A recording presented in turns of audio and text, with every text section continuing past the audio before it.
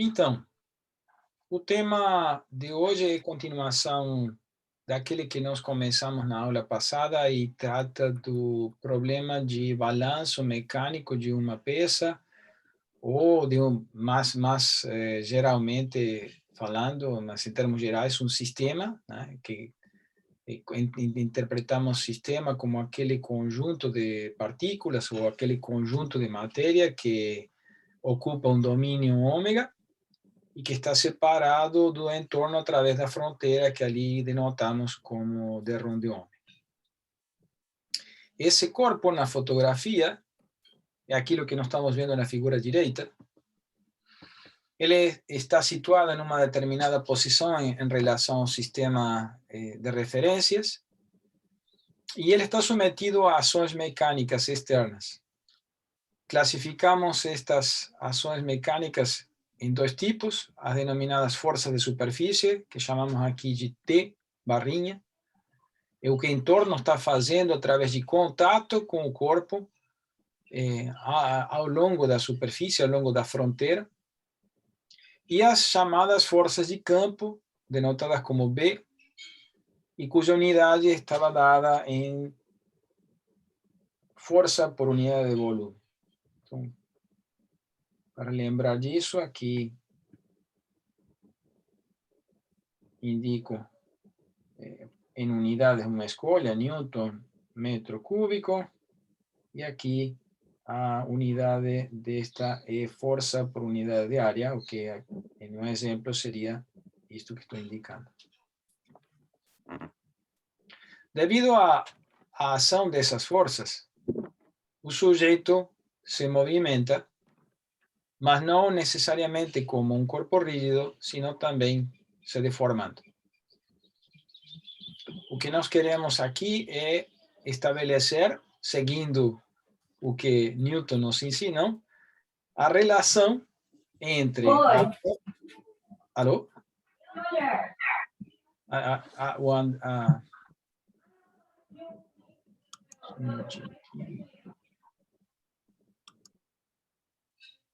Estabelecer a relação entre a variação da denominada quantidade de movimento e a ação dessas forças. Tem até uma questão filosófica em relação a isso. Quando na segunda lei de Newton se diz que força é igual a massa vezes aceleração, ou força igual a variação da quantidade de movimento daquele corpo, está implícita uma definição. A rigor, o conceito de força muitas vezes pode ser colocado como uma definição. É aquele tipo de entidade física que é muito difícil de definir com outra maneira que não seja aquela ação mecânica, aquela ação física que produz uma variação na quantidade de movimento de uma partícula ou de um corpo. O próprio conceito de força, mesmo que a gente esteja acostumado a ele, é um conceito bastante abstrato. E ninguém viu nem mediu um vetor força nunca na vida, para ser exatos. Custou bastante, segundo relata, digamos, descrições históricas, a própria consolidação do conceito de força da maneira que Newton postulou. Bom, mas fechando esses comentários, aqui veremos justamente como poder estender esse conceito para o caso de corpos deformáveis. Então, nessa figura que nós temos ali, observamos um instante de tempo t ao longo da trajetória e, claramente, como temos feito até digamos, em toda a nossa descrição, temos controle ou conhecimento daquela função mapeamento que leva cada ponto da configuração de referência para um ponto na configuração deformada. Então, fixado o tempo t, tem uma fotografia na configuração espacial completamente mapeável, um para a configuração de referência. esse pontinho X que nós colocamos aqui, diz respeito à partícula X que se encontra no lado esquerdo. O que começamos a fazer na aula passada era definir um conjunto de grandezas denominadas quantidade de movimento linear e quantidade de movimento angular. Ambas as duas são funções de tempo e elas também podem ser escritas em o mesmo valor ao longo do tempo, ou perdão, o mesmo vetor, no caso, ao longo do tempo, podem ser escritas como uma integral na configuração da fotografia, na configuração espacial, ou na configuração indeformada, ou configuração de referência. Isso que nós temos aqui. A primeira equação é uma integral ao longo de todo o domínio na configuração espacial da densidade de cada partícula, que ocupa nesse instante o ponto x, vezes a velocidade dessa partícula integrada ao longo de todo o volume. À direita da igualdade é a mesma expressão, a mesma grandeza vetorial, que aqui eu vou frisar esse L, é um vetor, porque nada mais do que integrado um campo escalar por um campo vetorial, então o resultado tem que ser necessariamente um vetor. Vejam que esse vetor depende de cada instante de tempo t, mas o argumento x desaparece porque nós integramos ao longo de todo o volume. Então, essa integral ao longo do volume pode ser reescrita por conveniência e por controle, por domínio do mapeamento, como uma integral na configuração de referência. Então, para isso, nós reescrevemos o campo de velocidades na sua descrição material, então ele agora depende de x. A mesma coisa nós fazemos com um campo escalar de densidades, agora com uma função de x e de t. O diferencial de volume pequeno, ou seja, o diferencial de volume deformado, é o determinante do jacobiano desse ponto vezes o diferencial de volume de referência. Então, quando abrimos isto, podemos juntar estes dois termos, né, para configurar a densidade na configuração de referência, né, para definir a densidade na configuração de referência. Essa conversão era possível em função do conceito de conservação de massa.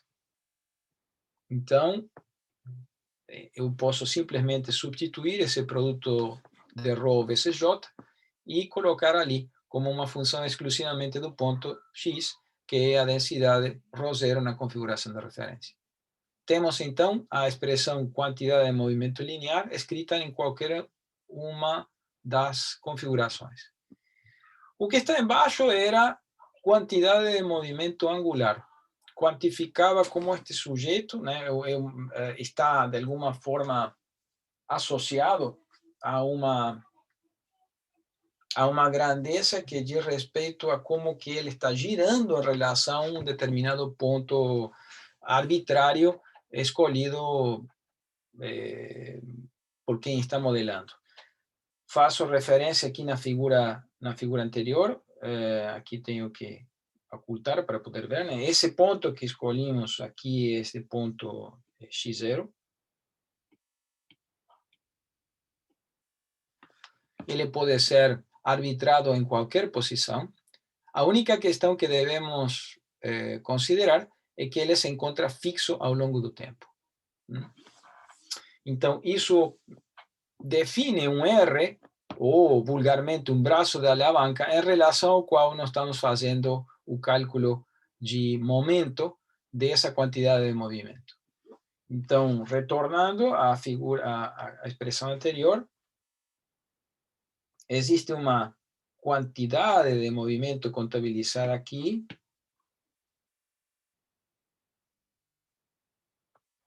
e essa quantidade está fazendo um momento em relação a este braço de alavanca. A operação que temos ali é uma operação de produto vetorial. Então, para completar corretamente, aqui temos um vetor e deste lado aqui temos também o vetor R, e a operação ali era o produto vetorial entre esses dois, gerando um momento por unidade de volume, integrado, finalmente, ao longo de todo o volume espacial. Como no caso anterior, podemos transferir essa integral como uma integral na configuração de referência, simplesmente pegando cada campo e fazendo a descrição material dele. Então, R, que tinha como argumento x pequeno, passo a colocá-lo agora como R de x grande. O V é a mesma coisa. A densidade, idem. E aqui aparece J, o determinante de jacobiano desse ponto. O produto desses dois formam a densidade da partícula na configuração de referência, que, como sabemos, não depende do tempo, é constante por causa da conservação de massa. A integral agora, ao ter mudado de variável, se transforma em uma integral de volume na configuração de referência. Então, fechado isso, que era o ponto onde basicamente culminamos na aula passada, temos a definição de quantidade de movimento linear no primeiro caso e quantidade de movimento angular. E se agora me lembro, nós começamos a fazer a derivação temporal dessas grandezas.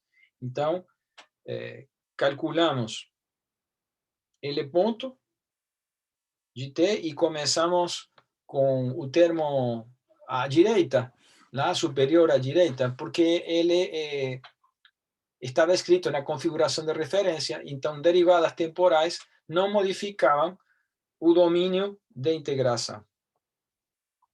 Então, quando nós fazemos essa operação, podíamos colocá-lo como uma derivada. Vou simplesmente já fazer essa operação, porque já fizemos o passo, então vai ser integral sobre ômega zero da derivada do integrando, dado que o domínio está fixo. A derivada do integrando corresponde a fazer V ponto, nem preciso colocar ali os argumentos, V ponto vezes ρ zero, que não depende do tempo, diferencial de volume. Então, fechou o primeiro cálculo.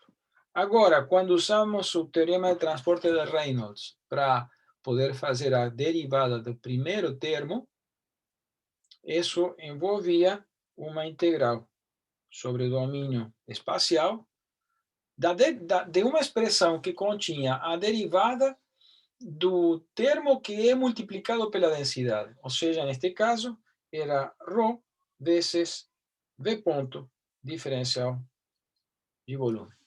Lembremos, e aqui eu levanto novamente esse aspecto, eu vou fazer uma parte aqui, né? A derivada temporal da integral sobre ômega de ρ vezes V diferencial de volume, envolvia ter que mexer com este sujeito que depende do tempo, né?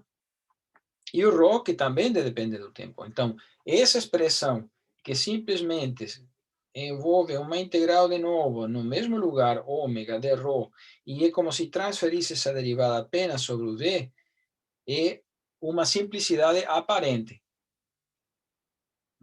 Essa passagem só ocorre porque estamos contando com o teorema de a condição, né, o teorema de conservação de massa.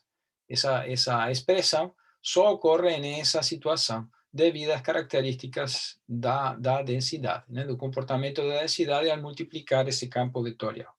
Então, isso feito, volto para trás, vou limpar, né, isso foi só uma aclaração para não nos perdermos na metade do caminho.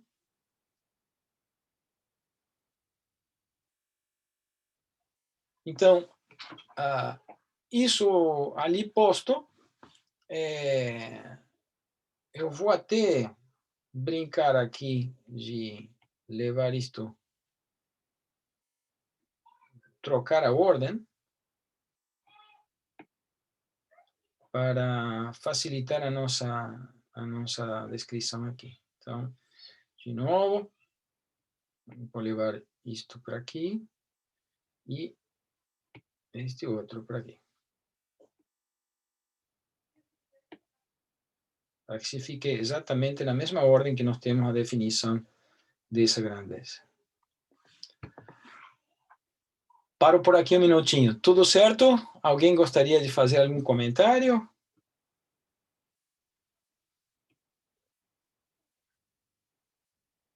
Ok.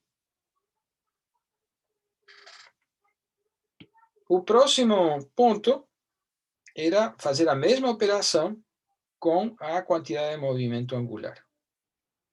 Então,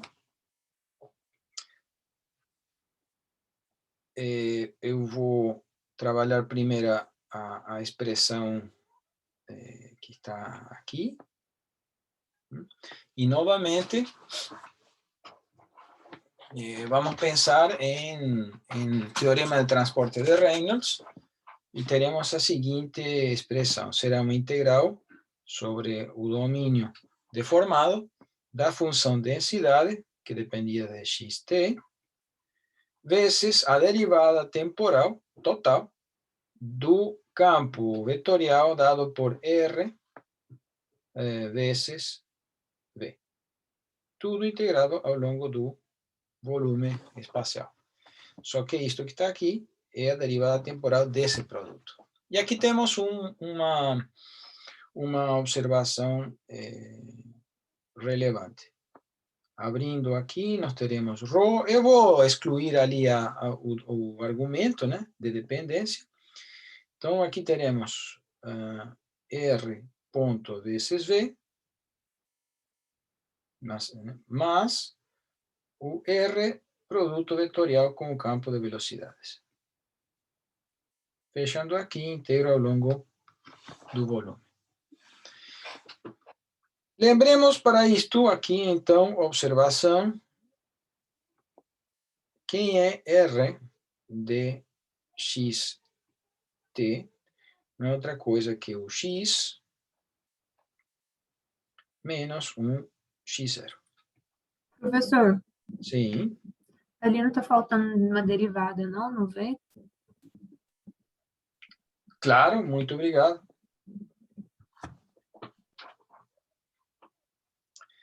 Então, o que seria transformar esse R para a sua descrição espacial? É simplesmente dizer que R de x grande t vai ser outra coisa que x de x grande, perdão, vou colocar aqui como x caligráfico, fica mais fácil, x caligráfico de xt menos x0. Então, passa a ser agora uma dependência, uma expressão que depende da partícula x grande. Essa seria a descrição espacial dela. Quem seria R ponto?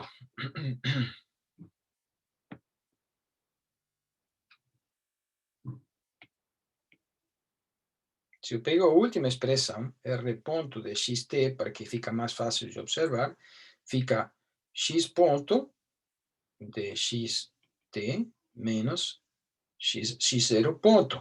Só que x0 ponto é zero, porque este sujeito não depende do tempo. E o que nós temos aqui não é nada mais que o campo de velocidades na sua descrição material. E que, como já vimos, ele é uma função diferente da descrição espacial, mas o valor que ela toma para a mesma partícula é a mesma velocidade. Então, aqui também posso escrever com aquela licença de notação V de x pequeno t.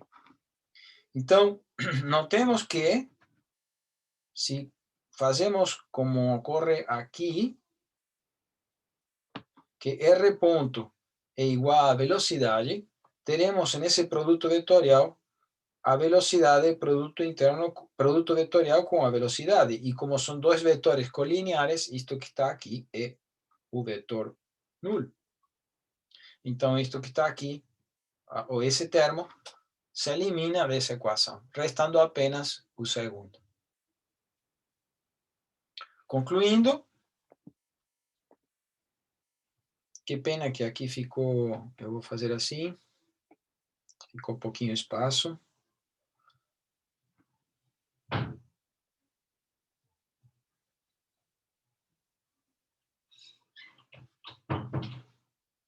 Então, como resultado disto que está aqui, nós teremos uma integral sobre o domínio de ρ operando sobre R v ponto diferencial de volume na configuração espacial.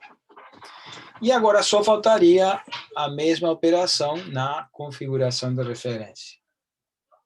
Então, eu vejo se eu consigo escrever isso que está aqui, porque teríamos que fazer essa mesma operação agora sobre esta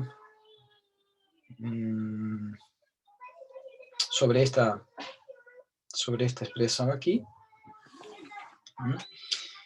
E os argumentos seguem o mesmo, né? O produto de R vezes a velocidade também terá essa discriminação em dois termos, um dos quais some, de maneira tal que eu consigo tranquilamente aqui escrever, vou colocá-lo logo aqui embaixo, como integral sobre a configuração indeformada ou de referência de ρ0 R vezes a velocidade ponto.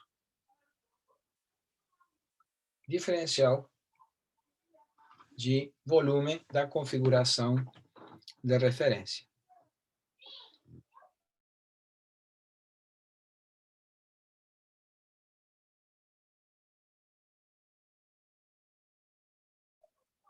E faltou que isto aqui é um vetor, assim como isto aqui é um vetor. Então, só para que a gente tenha claro, só um minutinho, por favor.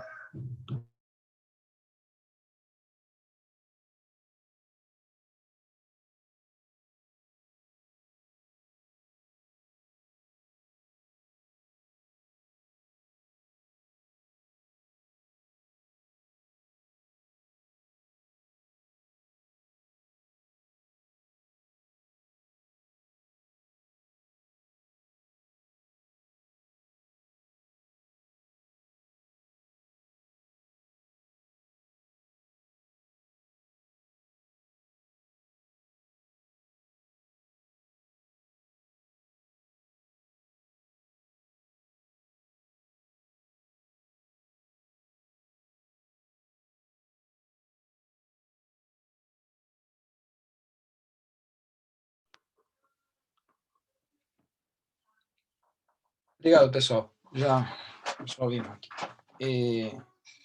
Então,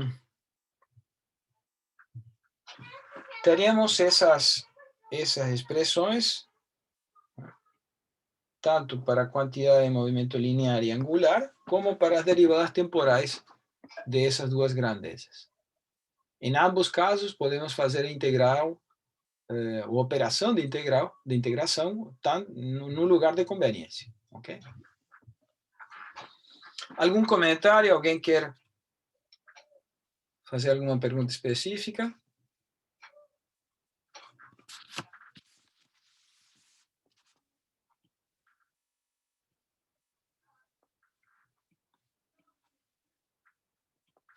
Agora, podemos trabalhar com a...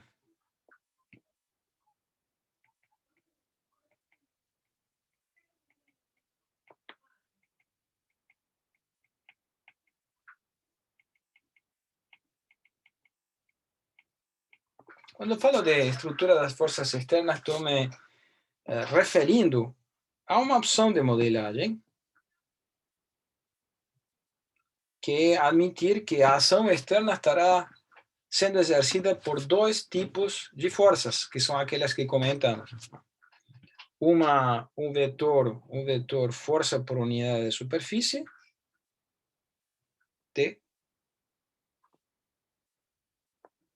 que é a função que depende do ponto da superfície, da normal à superfície e do instante de tempo t. Aqui temos que só cuidar, né, de que esse tzinho aqui como argumento é tempo e o outro é o vetor. Né? Isto vale para todo ponto x que se encontra na superfície do meu domínio deformado.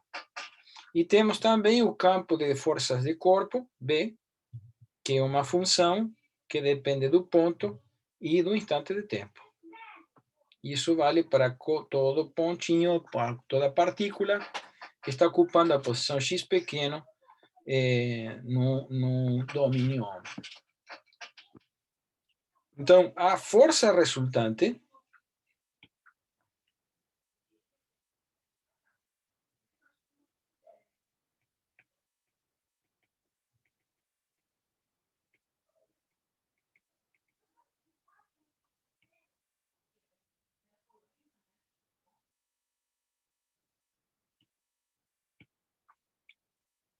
vai ser definida como uma função de tempo, f de t, é um vetor, e que vai contabilizar a somatória, a integral, ao longo de toda a fronteira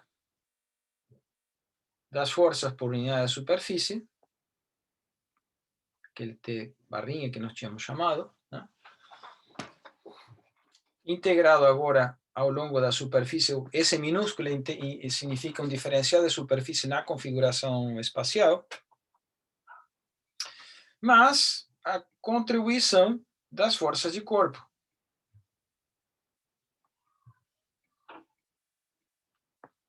Tudo isso gera uma força resultante. E também teremos um momento resultante,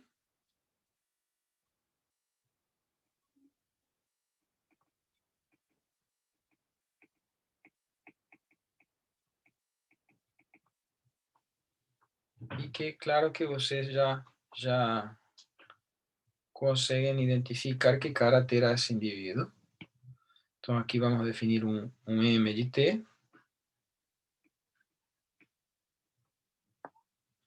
como a integral, de novo, do momento produzido pela contribuição das forças de superfície. Então, será uma integral ao longo da superfície de R vezes T barrinho, é um produto vetorial,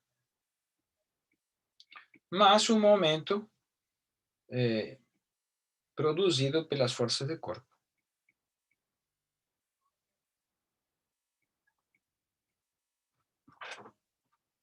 Ok?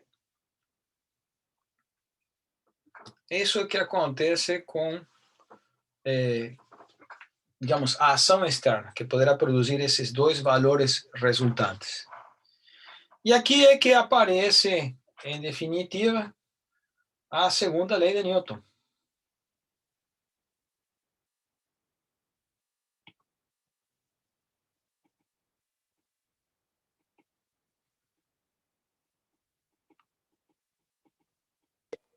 Professor, M é um vetor?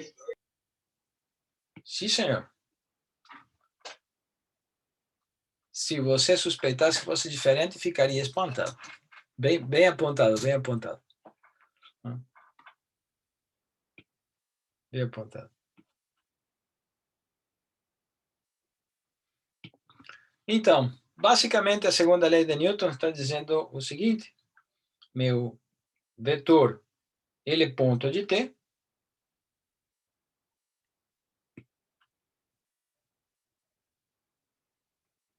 tem que ser igual a F de T. E, do outro lado, o A ponto de T tem que ser igual a M de T. Aqui é que o comentário que eu esbocei no início da minha fala é: quem está primeiro é a força que produz a variação da quantidade de movimento, ou se define força como aquela entidade física que decorre de variar a quantidade de movimento, né? Então, bem, mas isso é um tipo de discussão filosófica. Para nosso efeito está bem compreendido. Estamos dizendo força igual a massa por aceleração, né? E momento igual a uma massa por uma espécie de aceleração angular. A diferença que nós temos entre esta expressão e uma expressão clássica de segunda lei de Newton é que, em casos de partículas ou de corpos rígidos, nós concentramos todas essas grandezas em um ponto. Aqui, em certa forma, estamos fazendo a mesma coisa, porque o que estamos comparando a direita e esquerda de cada desse símbolo de igualdade é um vetor. Porém, digamos, a riqueza de esta descrição é que esses vetores decorrem de uma integral do que acontece em um campo ao longo de todo o domínio. Em um campo, dado pelo produto do campo de densidades pelo campo de velocidades, isto é, dando liberdade a que cada partícula tenha sua própria aceleração, sua própria densidade, seu próprio momento, etc, etc. Contabilizando todo mundo nesse procedimento. Bem, vamos a abrir essa última expressão.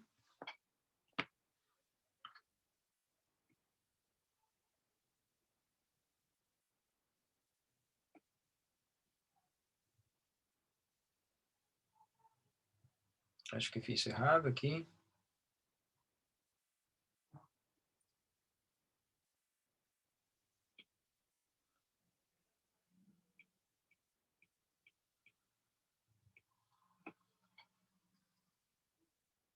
Então, abrindo isso em termos das expressões integrais, nós teremos aqui o seguinte. Primeiro, eu vou escrever na configuração de referência.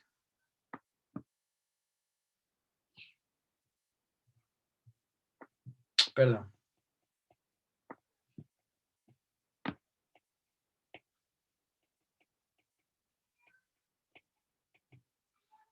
Na configuração espacial,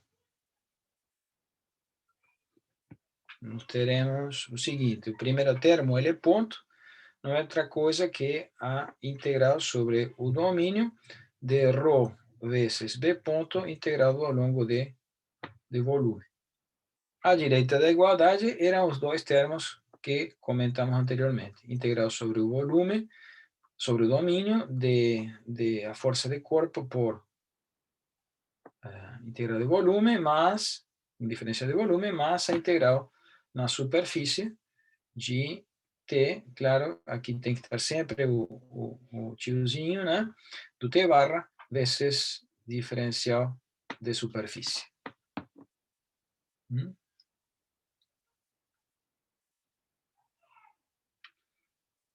Da mesma maneira, a parcela associada à variação da quantidade de movimento angular tinha esta expressão.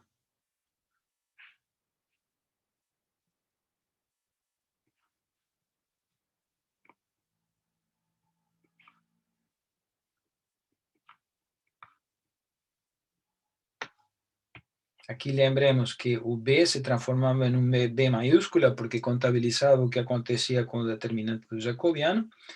Então aqui aparecia um volume. Desculpe, aqui estou ainda na configuração espacial, perdão. Então aqui teremos o momento de R vezes B, diferencial de volume pequeno, ou seja, espacial, mais a contabilização do momento da força de superfície.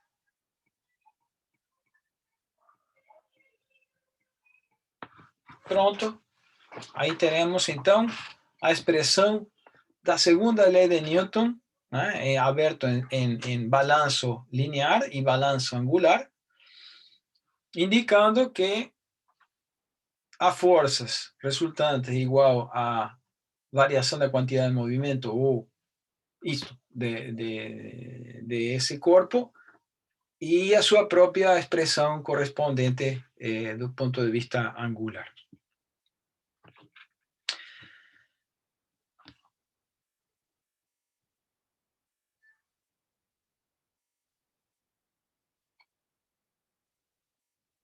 Eu tenho suspeita que uma parte eu esqueci da...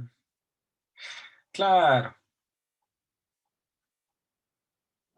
Me permita voltar atrás em um aspecto aqui que eu podia claramente tornar aqui uma igualdade. Então, esta resultante que temos como uma operação de integração na configuração espacial, posso fazê-lo na configuração de referência. Então, a integral de superfície passa a ser uma integral da superfície da configuração de referência, e o que lembremos como t diferencial de S pequeno, passa a ser agora como t grande diferencial de S grande. Se lembram? Aquela diferencial de força que nós discutimos na aula passada, né? Onde fazíamos aparecer um vetorzinho que era o produto desses dois, dessa grandeza, um diferencial de superfície vezes t pequeno, me dava um diferencial de força, e esse diferencial de força era transportado para a configuração de referência, onde podíamos, como consequência, fazer aparecer um vetor t maiúscula que operasse sobre o diferencial de superfície na configuração de referência. Então, esse produto era constante, e é isso que nós colocamos para manter, né, a igualdade entre essas duas contribuições de força. E do outro lado, fazemos a velha transposição de mudança de variável. Então, aqui passa a ser ômega zero, B passa a ser a sua configuração, a descrição material multiplicada pelo determinante jacobiano, e aí, então, aqui aparece o diferencial de volume grande. Então, essa à direita é o mesmo vetor força escrito como uma integral na configuração de referência. E aqui, talvez eu vou empurrar ele um pouquinho à direita para poder ter certeza de que caiba. Então, deste lado também faremos a mesma operação. Então, aqui vamos a colocar um igual. E temos uma integral na superfície, né, na fronteira de referência, do mesmo R na sua configuração, na sua descrição material, vezes T barrinha, T pequeno diferencial de S pequeno se transforma em T maiúscula diferencial de S maiúscula. Então, aqui teremos isto.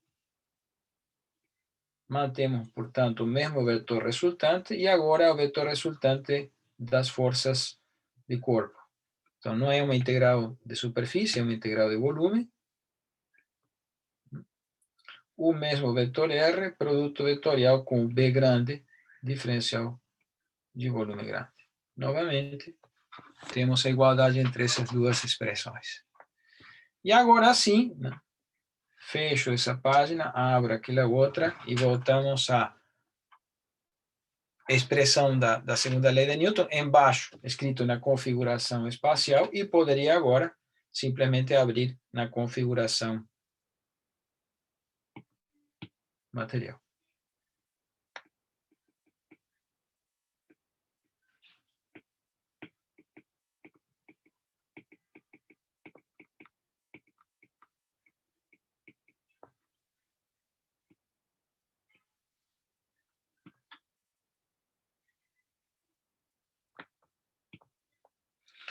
Eu poderia copiar de lá, mas eu vou acabar escrevendo aqui, vai ser mais simples.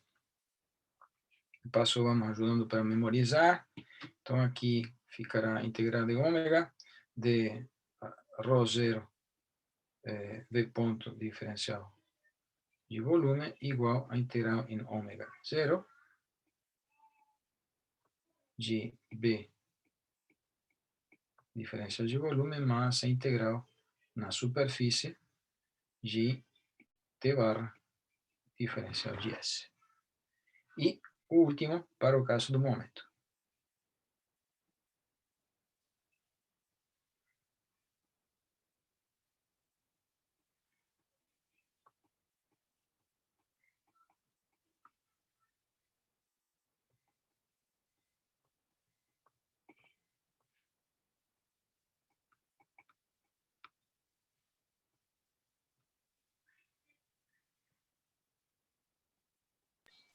Professor, Sim? para qualquer problema eu posso definir se eu faço na configuração de referência ou espacial? Não tem algum caso específico que tem que ser feito em outra? Não. Coloquemos assim, a escolha de o que se brinda com estas expressões é a igualdade entre ambas integrações. Onde você tem disponível a informação para poder efetivar o processo de integração, e, portanto, a conveniência em fazê-lo em um lado ou outro, é contigo.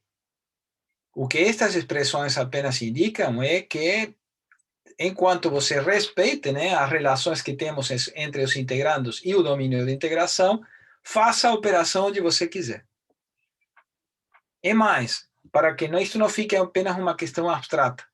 Quando estamos trabalhando em elementos finitos, em deformações finitas, a malha transporta a matéria. No caso de uma configuração lagrangiana, onde de alguma forma a malha está grudada com a matéria. Cada elemento finito contém uma quantidade de volume que, quando ele se deforma, leva esse volume contido da configuração deformada para a deformar. Então, eu posso fazer operações de integração sobre a configuração de referência, isto é, sobre a malha quieta que foi definida, onde foi gerada a malha, digamos assim, né? Ou posso fazer operações de integração na malha atualizada, onde estou levando e transportando a matéria, que equivale a dizer que eu vou fazer uma operação de integração aqui, ou vou fazer a operação de integração aqui. Depende de como você implementou, vai fazer uma ou outra operação. Então, existe essa escolha assim, e se trata muito, digamos, a maioria das vezes passa a ser uma questão de pura conveniência. Tá Okay? certo, professor. Obrigado.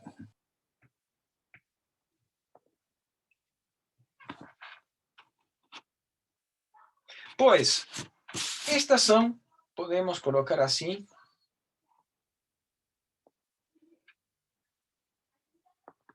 expressão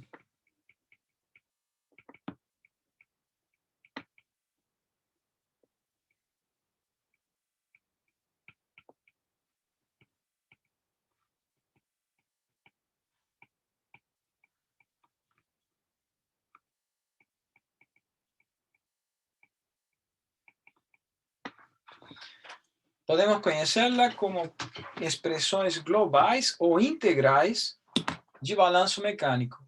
Por quê? Porque elas estão falando do balanço mecânico existente de uma quantidade finita de matéria que está ocupando um volume, um espaço finito denominado ômega, ou ômega zero, depende de onde nós estamos fazendo essa operação. O caminho que queremos fazer agora é poder reduzir, ou não sei se a palavra seria reduzir, mas poder, a partir de uma hipótese que vamos a colocar agora, de admitir uma hipótese, transferir esta característica, esta propriedade de balanço mecânico para cada uma das partículas que compõem esse corpo. E qual é a condição local que eu tenho que ter para que cada uma dessas partículas se encontre em uma situação de balanço mecânico. O raciocínio é o que segue. Vou ter que criar um novo slide e fazer aparecer esta figura. Basicamente, neste momento, nós tomamos o corpo que está ali indicado, observamos qual é a ação de forças externas que está atuando sobre ele, contabilizamos e quantificamos como a quantidade de movimento desse corpo variou e qual é a relação entre essa variação e essas forças externas. O raciocínio que segue é dizer o seguinte: e que aconteceria se eu recorto daqui um subcorpo, um novo corpo, sobre o qual teremos novamente uma outra definição de sistema, vou chamar de ômega S, um subcorpo do anterior, que contém uma quantidade de matéria que novamente chamaremos de sistema, sobre o qual está aplicada uma ação mecânica do que corresponde ao entorno, que no caso da que está aqui apresentado é parte do corpo que deixamos de fora, e ele próprio terá uma variação de quantidade de movimento devido à ação mecânica que o corpo de fora faz sobre o corpo de dentro. E se reescrevemos e montamos essas novas equações que estão aqui, para esse subcorpo, basicamente obteremos as mesmas expressões que antes, com a única diferença que o domínio de integração é distinto. Em vez de ser ômega, passa a ser um subconjunto desse domínio que chamamos aqui de ômega S.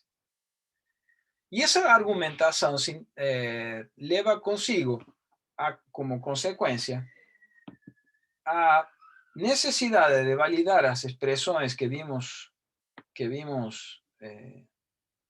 só um minuto, eu tenho que fechar aqui agora. Vejamos, essas 4 expressões que nós temos aqui, que foram válidas para o domínio original ômega, agora valem para qualquer subdomínio que eu deseje recortar do original. Então, aqui o problema de... Então, vou colocar em vermelho. Então, se eu trocasse aqui e colocasse S, S e S, continua sendo válido. Então, podemos argumentar que essas expressões integrais valem para todo parte do corpo que nós estamos fazendo a operação. Então, isso que está aqui tem que ser satisfeito para todo ômega S que se encontra contido dentro de ômega.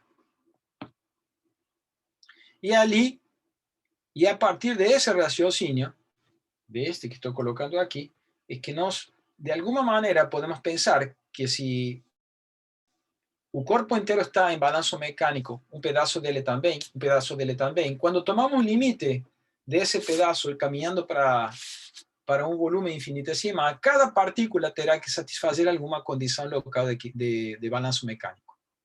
E é essa expressão que nós vamos tratar de extrair destas expressões integrais. Ou seja, quero sair de uma expressão integral para uma expressão que deve ser satisfeita em cada um dos pontos do domínio. Essa é conhecida como expressão local de balanço mecânico.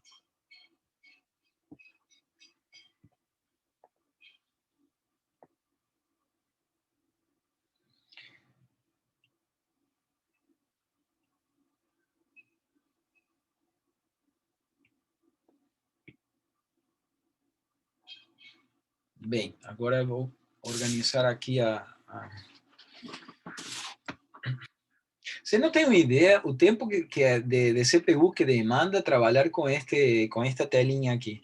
Em um quadro normal, sempre tem espaço e é fácil ir lá encontrando os lugares para trabalhar.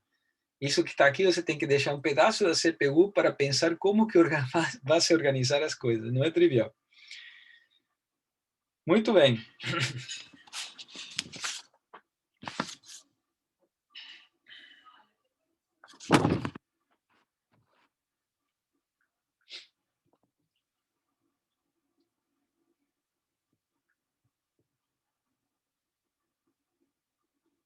Tomemos este caso da conservação da quantidade de movimento ou, digamos, da relação de balanço mecânico na linha, né, escrito na configuração espacial.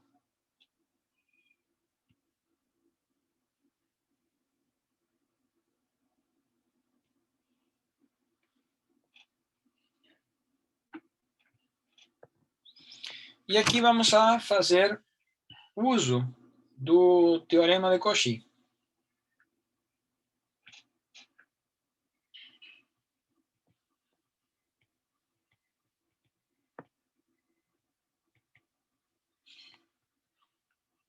Que me diz esse indivíduo? Que sigma vezes n igual a t. Em particular, se tomamos um ponto que está na superfície ou na fronteira do corpo ômega, então, vou ter, desculpem aqui, lembrar aqui nossas dependências. Então, aqui teremos sigma dx vezes o vetor n igual a t. Mas em particular, de novo, se encontramos um ponto x que se encontra na fronteira do corpo, o que encontramos como força por unidade de área atuando nessa superfície na direção normal é o T barrinha, que é a força produzida pelo entorno sobre essa superfície. Então, temos condições de substituir isto naquela expressão de cima, chegando a... Eu vou transferir isto aqui, vou colocar aqui um igual, teremos integral em ômega. Claro que eu vou colocar esse ômega S depois, mas já troco de cor, fica B pela diferencial de volume, mais a integral ao longo da superfície de sigma vezes N, diferencial de S. Aqui para lembrar que esse ômega é qualquer subcorpo, né, que estamos considerando dentro do corpo original. E agora usamos mais outro resultado, que é o teorema da divergência.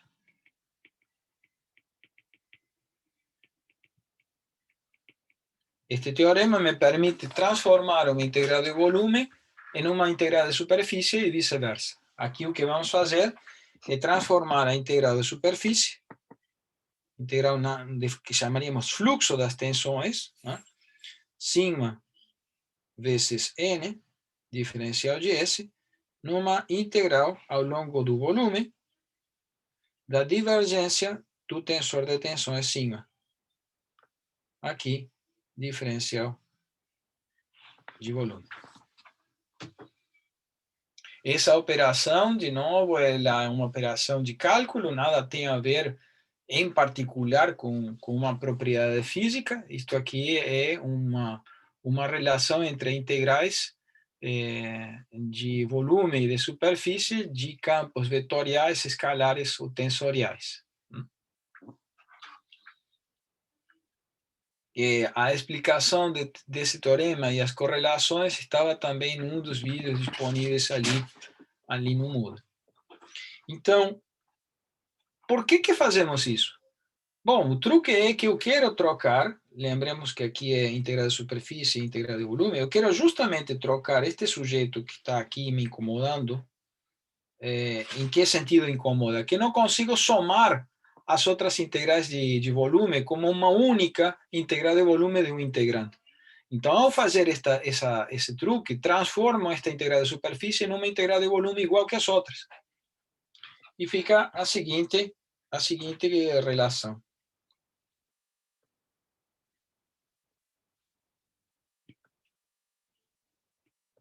Eu vou colocar tudo para a esquerda da igualdade. Vai ficar ρ vezes d ponto menos o B diferencial.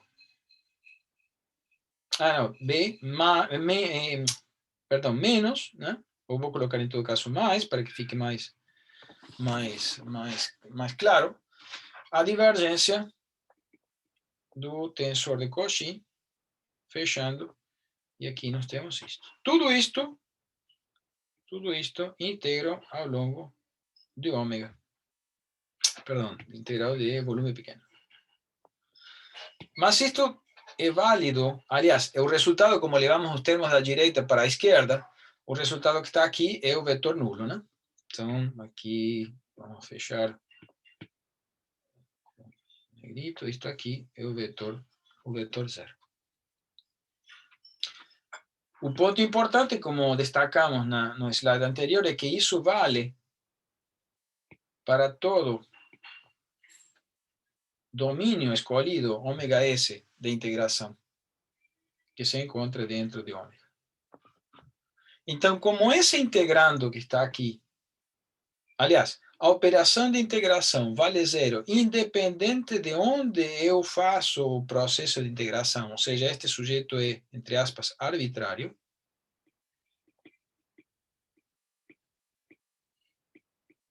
A única possibilidade é que esse sujeito essa integral seja nula, é que o próprio integrando seja um campo nulo.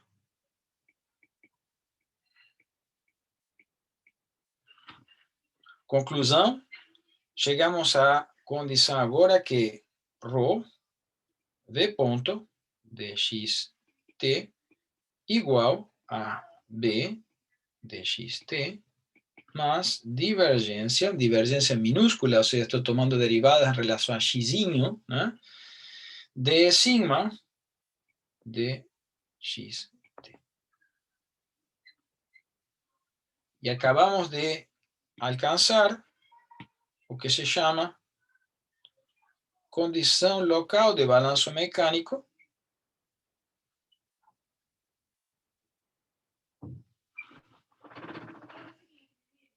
onde a soma das forças de corpo mais a divergência do tensor de tensões tem que ser igual à aceleração por unidade de volume, ou força inercial por unidade de volume nessa partícula.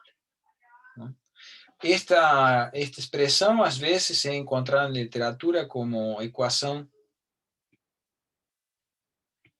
de movimento da partícula.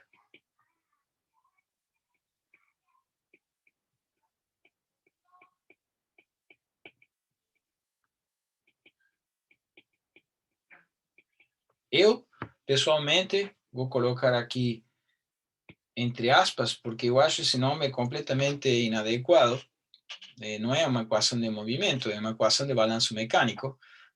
Movimento diz respeito a toda a parte de cinemática, mas eu destaco esse nome porque vocês podem enfrentar isso em algum livro e saibam de que se trata.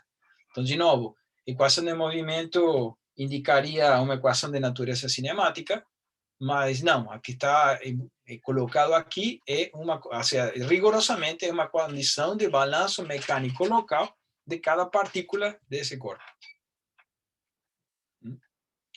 Quando que isso se converte em uma chamada equação de equilíbrio? Bem, aí temos que ir para trás e lembrar o que significa equilíbrio, o que se define na física como um corpo numa condição de equilíbrio. Um corpo numa condição de equilíbrio, ou ele está em repouso ou em um movimento retilíneo uniforme, isto é, com a ausência completa de acelerações. Então, se essa fosse a situação de todas as partículas desse corpo, ou em particular essa, ou em especial essa partícula, a aceleração dela seria nula. Então, chama-se equação de equilíbrio quando eu repito esta expressão e admito que a aceleração desse sujeito é zero. Então, aqui, b de xt mais divis de sigma dxt. Então, agora, estaríamos frente à expressão clássica que chamamos de equação de equilíbrio dessa partícula. Distingo, então, equilíbrio de balanço mecânico. No primeiro caso, temos um balanço entre o estado de forças internas, já seja oriundos do tensor de tensões dessa partícula, somadas às forças de corpo, e isso terá como consequência uma movimentação, uma aceleração dessa partícula. A essa parte à esquerda da igualdade poderemos chamar de força inercial. E essas forças todas estão em balanço.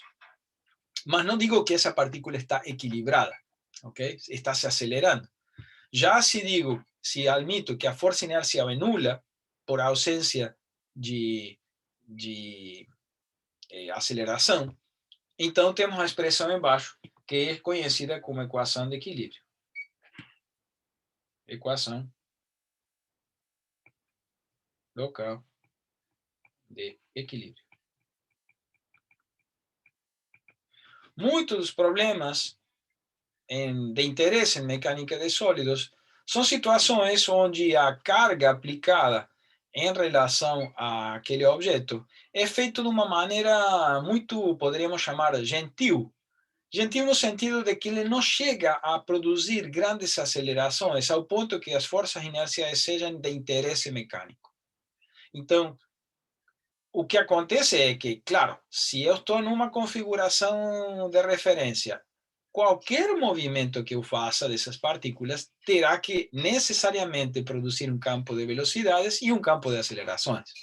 Não tem como movimentar alguma coisa, a menos que ele já esteja em movimento, né? Mas se estava em repouso e depois caminhou para um lugar, depois volta a estar em repouso, é um processo temporal onde sai com uma aceleração, caminha, se desenvolve e volta a se desacelerar e repousa, né?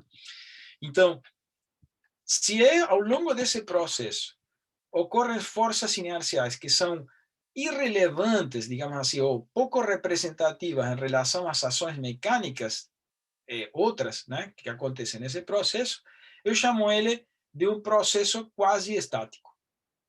Isso tem uma vantagem do ponto de vista de representação, porque todo fenômeno de dependência temporal das derivadas ali associadas à aceleração podem ser eliminadas da equação diferencial e vai ficar uma equação diferencial apenas no espaço, não havendo derivadas temporais envolvidas, o que torna o meu processo de solução bastante mais simples, né? Essa é uma distinção entre fenômenos que poderíamos chamar assim, onde me interessa a fotografia final, ou uma sequência de fotografias, mas a velocidade com que o processo ocorre não interfere na observação desse processo. E esses são os denominados processos quase estáticos. Já se eu dou uma quicada naquele corpo, ele vai se acelerar e as forças inerciais terão realmente importância em comparativo com o resto das forças que estão se desenvolvendo dentro do corpo, e ali necessariamente, para bem modelar essa situação, eu preciso incorporar essas forças inerciais e tratá-las adequadamente. Só que agora o problema passa a ser um problema espaço-temporal. As equações diferenciais no tempo, né, vão entrar no jogo e, bem, interagir com as equações derivadas em relação à coordenada x, né?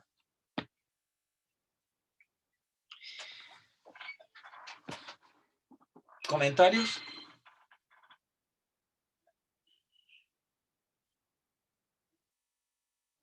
Ok. Agora vocês podem se perguntar, será que consigo escrever isso tudo ou uma expressão análoga para a configuração de referência? E a resposta, como vocês devem suspeitar, é sim. E é bastante simples. Porque é basicamente repetir esta dinâmica, esse processo de dedução. Agora não preciso discutir tanto, já vamos direto, né? Para aquela condição global de equilíbrio na configuração de referência. Então, voltando à nossa equação de balanço mecânico, era uma integral ao longo de ômega zero de ρ zero pela aceleração diferencial de volume igual à ação mecânica externa.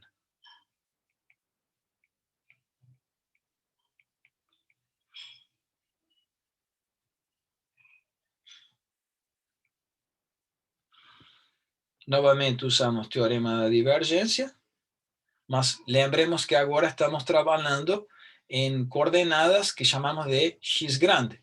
Então, aqui o teorema da divergência vai dizer que a integral em ômega zero, eu vou escrever isto, eu vou colocá-lo aqui, observação. Teremos que a integral em ômega zero da divergência, agora derivada em relação a x grande, por isso coloco divergência grande, de P, desculpe, eu acabei pulando uma etapa.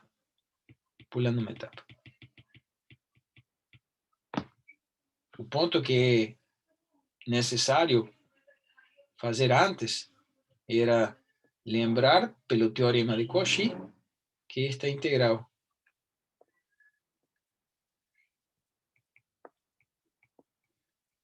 de superfície pode ser substituída por esta expressão. O valor de T barra, existe um tensor chamado primeiro tensor de Piola-Kirchhoff, P, que operando com a normal N a superfície na configuração de referência, me fornece o T bar. Então, agora sim, integramos ao longo da superfície. É esta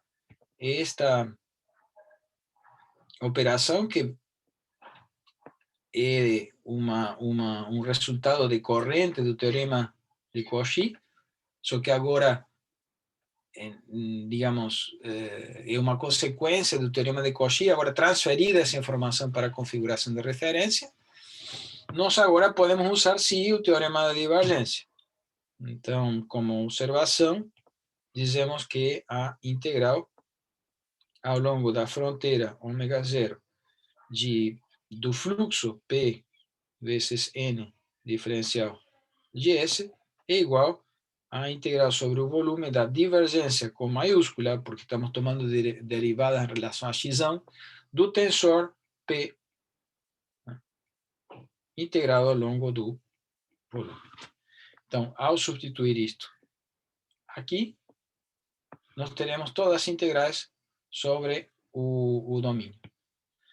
Isto me permite concluir, então, que a integral sobre a região ômega zero de ρ zero por V ponto menos B, perdão, menos aqui, B mais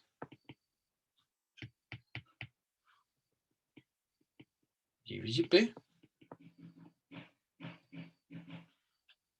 tudo diferencial de volume é igual ao vetor zero. Novamente, como isto vale para todo ômega zero, né, arbitrário, então, conclusão, nós teremos que o integrando é um campo nulo. Ou, outra forma de dizer, é que ρ zero V ponto igual a B mais divergência do tensor B. E esta passa a ser a expressão análoga da anterior, que é a equação de balanço mecânico local, escrita em um ponto da configuração de referência. Então, posso até comparar aqui embaixo, isto aqui, na outra, equivale a dizer, perdão, aqui, ρ V ponto igual a B mais divergência do tensor de Cauchy em cima. Então, aqui é o que nós teremos. A primeira vale para todo ponto, para todo x de ômega zero, e a segunda para todo x pequeno de ômega. Faça seu jogo, escreva onde você quiser, as duas equações indicam a mesma condição de balanço mecânico, escrita no lugar de conveniência. Ok? De novo, o mesmo argumento. Se a velocidade for nula, perdão, se a aceleração, né, V ponto, for nula ou caminhando para nula, ou pouco relevante em relação aos termos à direita da igualdade, então criamos uma condição de modelado de um problema quase estático. E aí essa equação passa a ser chamada de equação de equilíbrio.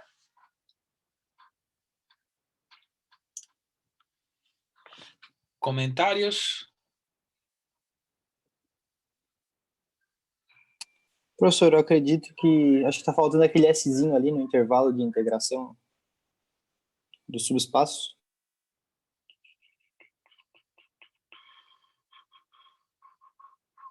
Estou perdido onde tu falas. Na integral, ali seria ômega 0S, né? Seria tudo no subespaço, né? Ah, não, sim, um subconjunto, né? É isso que tu está dizendo, né? Isso. Sim. Seguindo a notação que usamos, correto. Sim, senhor, está certo. Aqui também.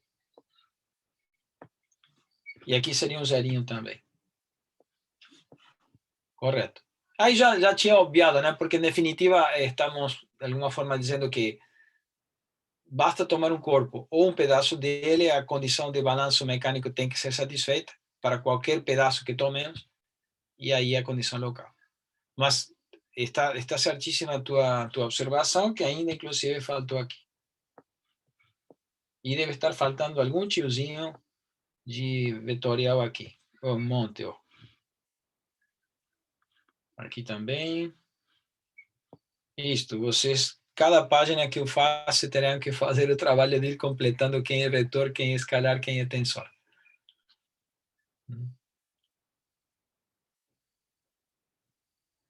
Ok. Basicamente, acabamos de fazer o que diríamos no jargão mais pé no chão, somatória de forças iguais a zero. Só faltou a outra parte, somatória de momentos iguais a zero. Então, para lembrar, se eu oculto isto que está aqui e abro esta expressão, acabamos de transformar esta parcela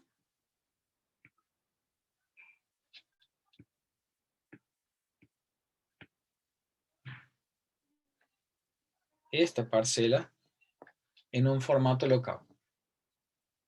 Né? Tanto escrito na configuração... desculpem, fiz um erro. Eu juntei esta parcela, ou seja, esta parcela, né, em um formato local. Agora, a condição de balanço angular na configuração de referência ou na configuração espacial terão uma consequência. Todo mundo que olha a expressão ali com um produto vetorial, bom, pelo menos eu não gosto de produto vetorial, ele é mais chato de operar. Eu não gosto dele, de fato. Mas é mais uma questão emocional. De todas formas, dá uma certa impressão que a condição de balanço angular é mais complicada ou trará como resultado uma expressão mais complexa que aquela de equação de balanço linear. E o resultado é surpreendente. A restrição, né, a condição local imposta pela condição de equilíbrio de momentos, né, ou de balanço angular, é extremamente simples e conveniente. Eu não vou abrir, digamos, não vou deduzir, vou passar o material para que vocês vejam.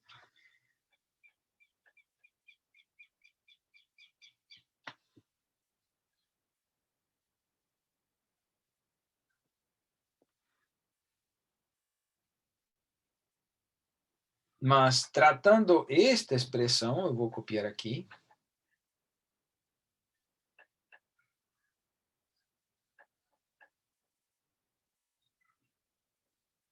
Eu acho que não vai sair. Só um minuto.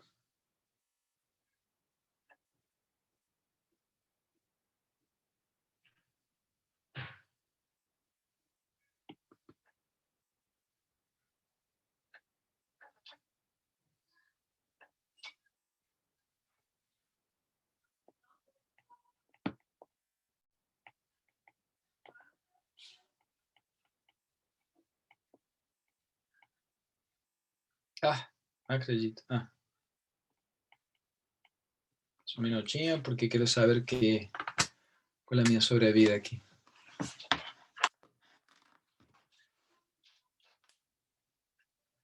20%, ok.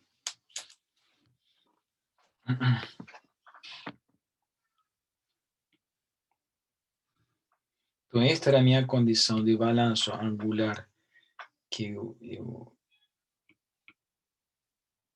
indico como global, né?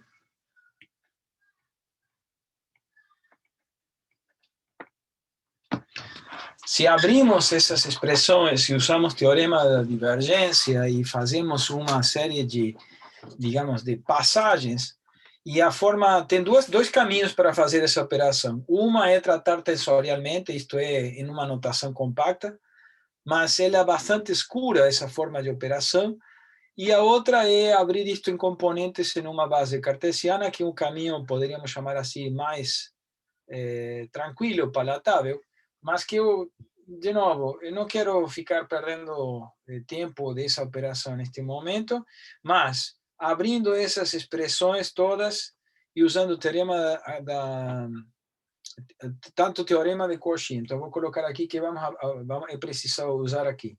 É preciso usar o teorema de Cauchy,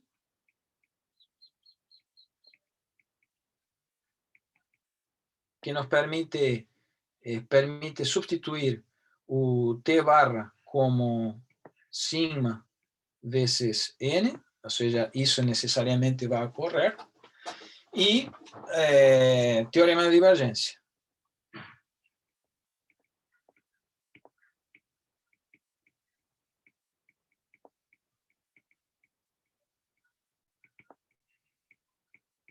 Então, abrindo isso, e já como digo, vou indicar um material para que vocês leiam essas operações sem termos de componentes, o resultado é extremamente agradável e surpreendente. Diz que o tensor de tensões sigma igual a sigma transposta. Então, o resultado da condição de balanço de movimento, de balanço balanço mecânico angular, não é nada mais nem nada menos em termos locais que simetria do tensor de tensões de Cauchy.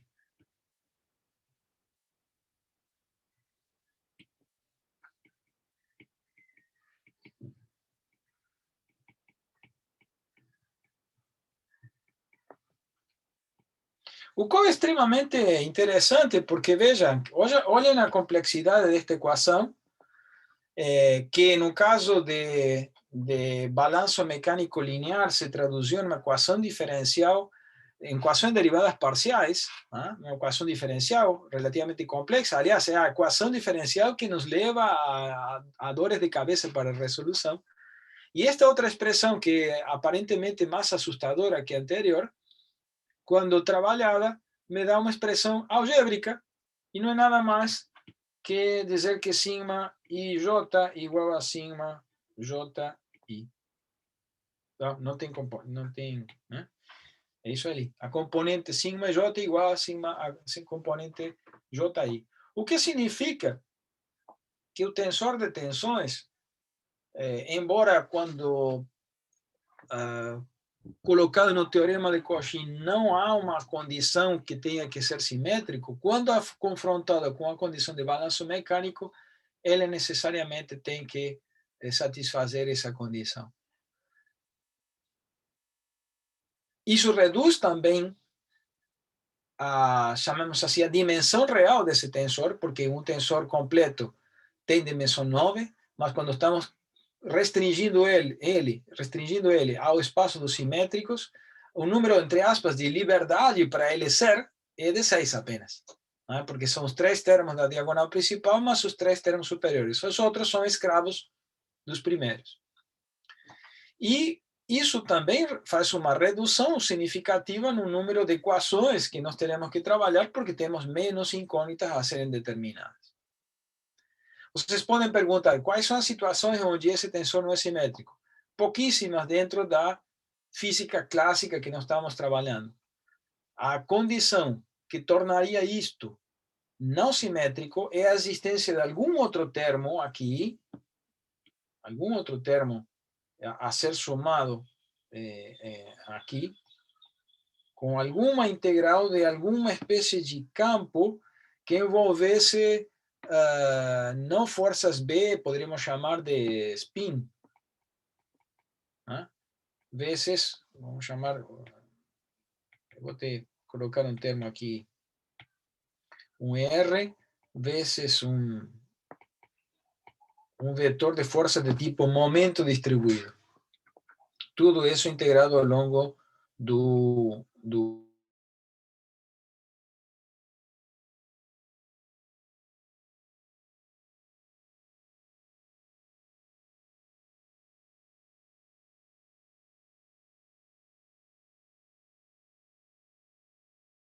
volume, com as características de simetria que acabamos de comentar. Pelo visto, minha internet está meia instável. Vocês conseguiram ouvir o que eu falei? Eu não. Cortou? Cortou, Pra professor. mim cortou, mas eu não Sim, sei se minha cortou. internet também tá ruim. Tá. Então, eu vou repetir essa parte. O comentário que estava fazendo era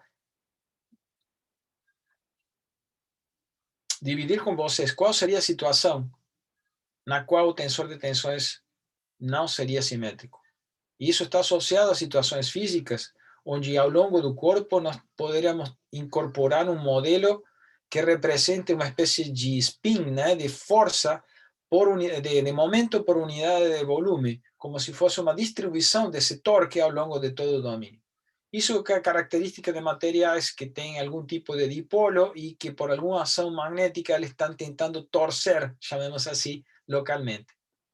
Isso traria como consequência um tensor de tensões não simétrico. Isso decorre da própria dedução aqui, né? Então, a existência de um termo com essas características tornaria um tensor de tensões não simétrico e, claro, complicaria na minha vida. Mas para a física de 99% dos casos que estamos trabalhando, mesmo com situações extremamente complexas, esse tipo de fenômeno é muito raro e automaticamente, em geral, desconsiderado. Então, nunca na minha carreira eu tive que fazer algum modelo envolvendo tensor de tensões, por exemplo, não simétrico. Então, como digo, é uma condição física, uma condição de modelagem extremamente particular e pouco usual. Cabe também aqui levantar uma questão, assim, um comentário geral. Como vocês veem, tudo se trata de modelado. O tensor de tensão de Cauchy não é simétrico, ele está simétrico para uma determinada condição, por exemplo, de carregamentos externos. Então, todas estas entidades aqui apresentadas, é interessante lembrar que isto se trata apenas de uma representação conveniente de nossa física.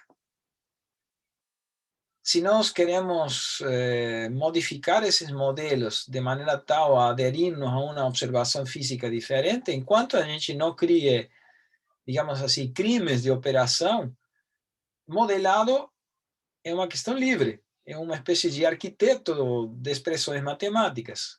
Só que temos a única questão a ser contemplada é que essa arquitetura ela é rigorosa em relação aos passos que contempla. Mas enquanto seja rigoroso com esses passos, não há nada a abonar, a desabonar, perdão, com relação a essa arquitetura. O que pode acontecer, e isso sim, é que aquele processo de modelagem seja ruim. Ruim no sentido de que nem um cara constrói, um arquiteto constrói uma casa feia, ninguém compra. Então, mesma coisa, o modelo não representa corretamente a realidade. Tudo bem, problema do modelo. Ele não está errado, é apenas inútil, chamemos assim. Então, o que de alguma forma nós observamos nos livros são o resultado de anos de tentativa de modelos inúteis. Alguns sobrevivem pela característica de qualidade deles e outros morreram na história. É isso que nós estamos, digamos, transferindo com o nosso processo assim, de ensino e de estudo dessa linha, é basicamente o que sobrou de melhor entendimento em relação ao modelado de todas estas representações físicas, né? Bom, fecho a pausa aqui, e que horas são? 14h27. Vou fazer um resuminho do ponto onde nós chegamos.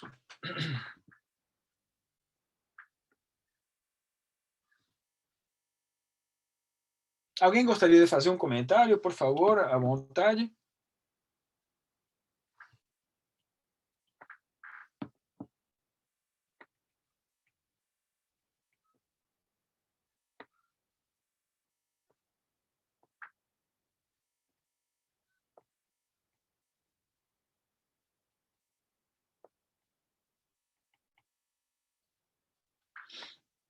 Eu vou escrever tudo na configuração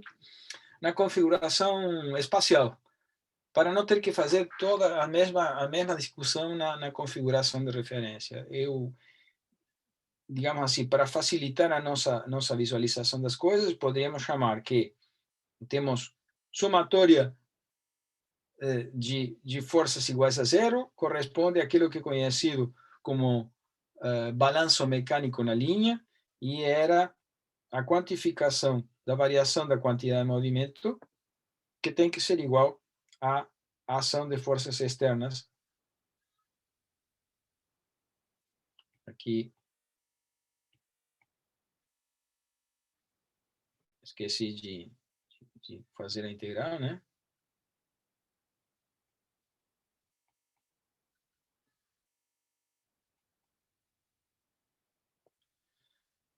E a mesma coisa com a integral ao longo do domínio.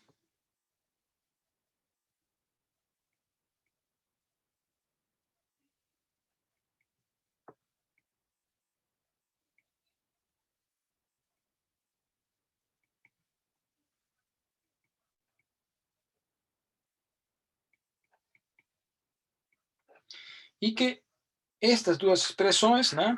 Eu gosto aqui de colocá-lo, embora não é muito ortodoxo, né? Mas aqui é a forma de lembrar fácil. Isto aqui é somatória de forças iguais a zero, né? E aqui é somatória de momentos iguais a zero. De novo, essa forma de apresentar não é a mais elegante. A elegante é dizer, olha, existe um conjunto de forças resultante que faz variar a quantidade de movimento do sujeito. Mas se eu chamo essa variação da quantidade de movimento de uma força inercial, estamos dizendo que há um balanço de forças que tem que ser nulo, e no outro lado temos um balanço de momento uma somatória de momentos que tem que ser nulo. Quando transformamos isto em uma expressão local, o resultado é a seguinte expressão: a divergência do tensor de Cauchy sigma mais a força de corpo B tem que ser igual à força inercial ρ de ponto. E quando traduzimos isto a uma expressão local, a vida ainda se torna mais massa, porque fica que sigma igual a sigma transposta. Esse é o resumo da ópera no ponto onde nos encontramos. Tudo isto que está aqui em cima pode ainda ser descrito também na configuração de referência, mas eu não vou fazer isso aqui. Você já tem as expressões lá ao longo do caminho. Então, agora, como tratamos isso? Bom, é evidente que isto que acabei de colocar é uma equação diferencial que vale para todos os pontos do domínio. Esta aqui é uma equação algébrica que também vale para todos os pontos do domínio, e deveremos considerá-la na modelagem de um meio contínuo submetido a esforços. Então, agora podemos parar momentaneamente e observar o que nós temos ao longo de todo este caminho que nós fizemos no curso, né? Como equações que permitem descrever o fenômeno de uma peça deformável sendo submetida a esforços externos. Por um lado, contemplamos um conjunto de equações que nos permitem fazer a descrição do movimento dessa peça deformável. Todo esse conjunto de equações chamamos elas de equações cinemáticas. Acabamos de ver agora um conjunto de equações que falam de como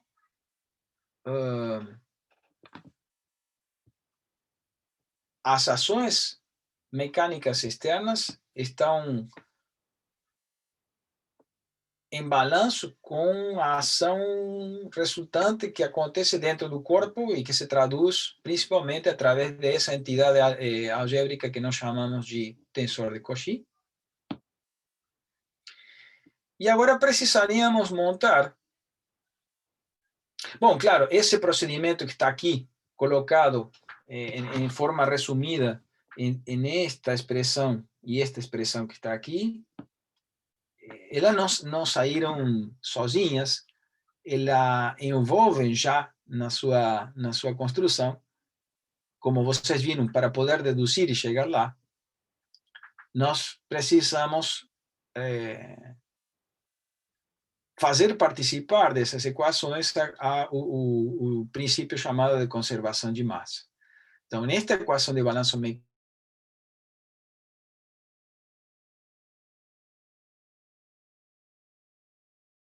mecânico em forma toda célula de matéria, quando ela está se deformando, ela leva consigo a massa dessa mesma célula e eu consigo mapear ela ao longo de todo o caminho.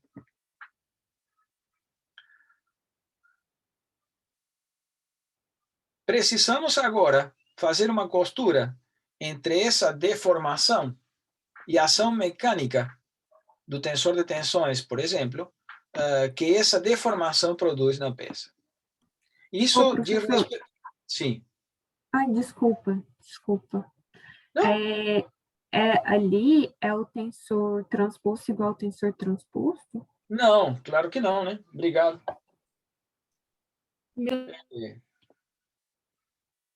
Isso está certo, a equação está certa. É inútil, mas está certo. Ok? A equação certa era esta. Tá, então, assim, voltando ao ponto que estava querendo comentar, nós já vimos aspectos que dizem respeito à cinemática. Vou colocar aqui, sim. Não? Então, essa parte, de alguma forma, foi coberta com nossas equações. Tem várias questões ali ainda que estão em aberto, mas para os fins que nós precisamos, essa primeira rodada é suficiente. Depois, acabamos de falar de equações associadas a balanço mecânico.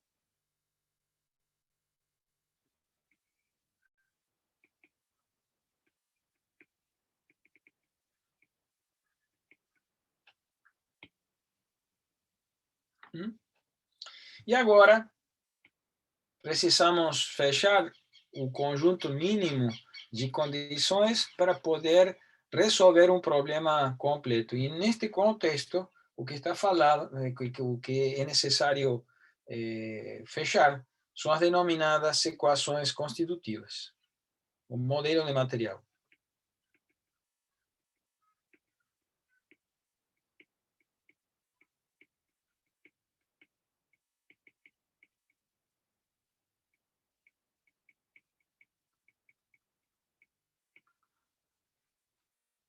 É aqui que abrimos a porta para conceitos como elasticidade, hiperelasticidade,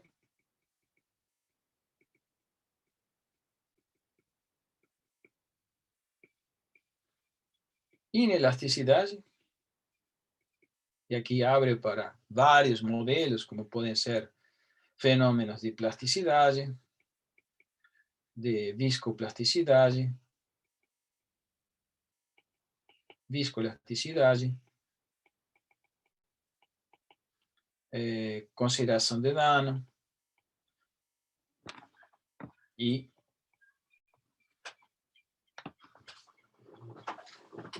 tudo que diz respeito a como se comporta, qual é o tipo de esforço mecânico que nasce em uma determinada partícula em função de qual é a história termocinética dessa partícula. Dito de outra maneira, é comum se estabelecer como uma espécie de postulado de modelagem que certo tipo de materiais são tais que, se eu conheço qual é a história de movimento em termos de deformação dessa partícula e qual é a história térmica dessa partícula, eu consigo montar um procedimento, uma lei que está associada a princípios termodinâmicos que definem o estado de tensões desse ponto. Né? A situação mais simples desse postulado é dizer que o conhecimento apenas não da história de como esse corpo se deforma, aliás, como essa partícula ou a vizinhança dessa partícula se deforma, sino apenas o estado de deformação, sem interessar sequer como que ele chegou lá. Né? Eu posso estar interessado em qual foi a sequência de deformações que levaram a esse ponto, a esse estado de deformação. Pode ser importante também a velocidade com que cheguei lá. Mas no caso de modelado mais simples, basta saber qual é o estado de deformação, que com isso conseguimos caracterizar o estado de tensões dessa partícula. E isso circunscreve um conjunto de modelos que são os modelos mais simples que podemos ter, que são chamados modelos de elasticidade ou, eventualmente, hiperelasticidade. Então, como nós estamos já basicamente fechando o curso, o que conseguimos incorporar nesta sequência de apresentação são as primeiras equações respeito a um setor da parte de elasticidade, onde temos uma relação linear entre uma medida de deformação e uma medida de tensão, que corresponde àqueles modelos conhecidos como modelos de elasticidade linear. Então, a partir deste ponto, nós faremos uma descrição desses modelos de elasticidade linear e depois buscaremos fechar o problema de elasticidade linear, que envolve o modelo de material de elasticidade, as equações de balanço e as equações cinemáticas. Juntas, me permitem construir um conjunto de equações diferenciais que, devido a uma série de teoremas, permitem solução única, já seja em forma analítica ou em forma numérica. Esse é o pacotinho mínimo normalmente necessário para poder apresentar um problema de elementos finitos, resolver ele numericamente e fechar, digamos assim, um ciclo, que era o que eu pretendia com este curso. O que deixamos de fora nesse percurso? Toda a parte de cinemática de deformações finitas pode ser apresentado aqui, mas eu preciso apresentar também um modelo que seja modelo de comportamento de material que seja condizente com essas deformações finitas. E, uma vez colocadas as equações, apresentar um procedimento para poder resolver essas equações. Então, tudo isso é possível. Digamos, o ponto que nós caminhamos até agora me permite, entre aspas, rapidamente poder avançar sobre essa situação não apenas linear de comportamento, mas para isso precisamos tempo em relação à disciplina. Então, o que se pretende agora fechar era tomar um caso particular, onde recortamos alguns aspectos de todos os três que colocamos aqui e poder criar um problema conhecido como problema de elasticidade linear. Vamos, que horas são aqui? E 42. Eu vou me permitir, então, usar esses 10 minutos, teremos com isso mais ou menos, vou terminar uns 2, 3 minutinhos antes, para começar a falar sobre estes aspectos de modelagem constitutiva, que diz respeito a este último item de nossa lista.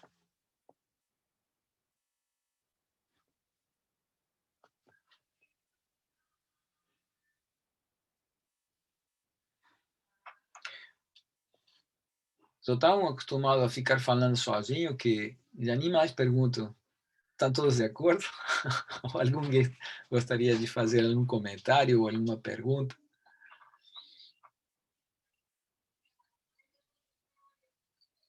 Estou com saudades de uma sala de aula com giz que olho, mesmo que vocês estejam mudos, mas pelo menos olho para vocês, existem. Aqui é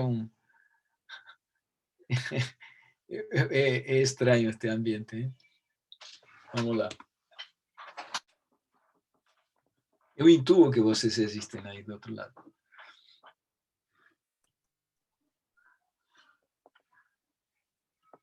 Vamos lá, aqui.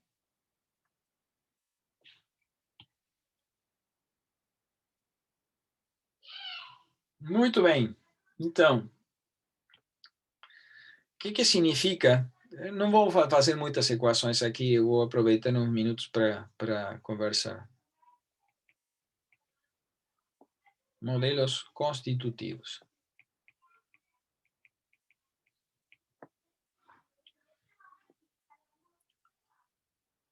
A que se refere isto? E, de novo, aqui é um aspecto importante.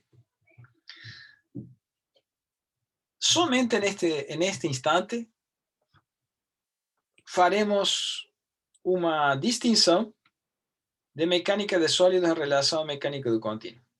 Até agora, podíamos, tudo que foi escrito de ponta a ponta vale para um gás, vale para um alumínio ou um aço inoxidável. Né? Todas as equações colocadas até o momento continuam válidas. Inclusive aquelas que vou apresentar agora. A questão é que quando tome um modelo específico de elasticidade, pronto, eu estou circunscrevendo um tipo de comportamento físico que, claro, não será de um gás, será de um pedaço de aço.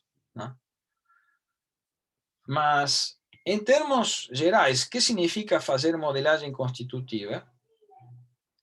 Significa estabelecer alguma relação entre esse tensor de tensões de Cauchy e alguma coisa que aconteceu com a partícula considerada. Ou seja, o tensor de Cauchy depende da partícula que está nesse instante de tempo ocupando a posição X. Né? Agora, o que levou a essa partícula a estar submetida a um estado de tensões dessa natureza? É que eu vou chamar aqui sigma chapéu para referenciar a uma função e vamos ver quais são as dependências. Ele pode depender, ou seja, quais são as dependências usuais que nós teremos? Bom, em princípio, a forma mais geral de apresentar isto, uma das mais gerais, é dizer de que esse sujeito depende exclusivamente dele, e isso é o que chama modelos constitutivos locais. A história dele produz o estado de tensões dele, não o que aconteceu na volta dele. Isso são chamados modelos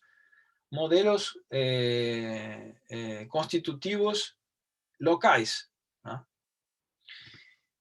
E é expresso da seguinte forma: o nosso tensor de deformação, por exemplo, E, que é uma métrica de como essa partícula se deformou, mas eu em si não estou interessado apenas no que aconteceu com ele no instante de tempo t, porque aqui deveria incluir uma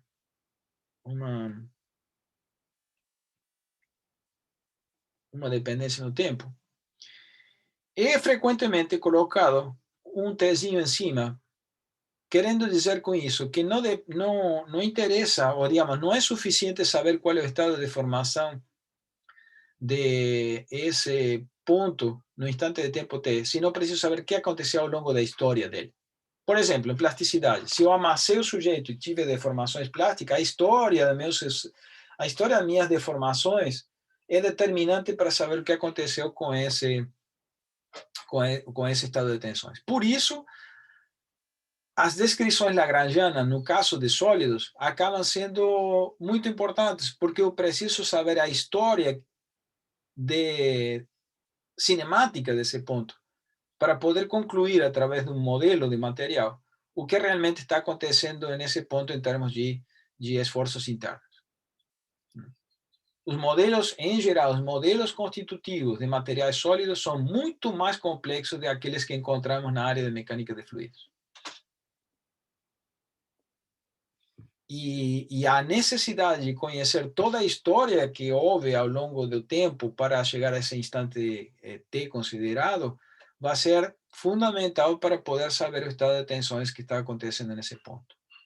O outro elemento clássico, e já incorporando, digamos assim, em aspectos complexos de termodinâmico, é a temperatura. Vou colocá-lo aqui em azul. E não é somente o que aconteceu com a temperatura no instante de tempo T, sino também a história térmica vai ser necessária para poder falar o estado de tensões desse lugar. Essa seria, digamos assim, uma discussão, uma argumentação bastante geral do que significa um modelo constitutivo. Estou um pouquinho preocupado com o tempo, porque hoje eu vou ter que sair bastante rigorosamente no tempo. Então,